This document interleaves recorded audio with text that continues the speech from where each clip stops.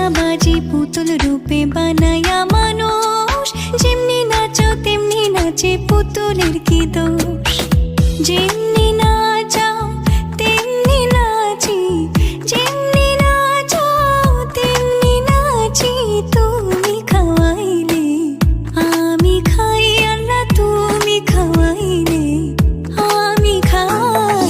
এই যে দুনিয়া কিসের লাগিয়া এত যত্নে গড়াইয়াছেন।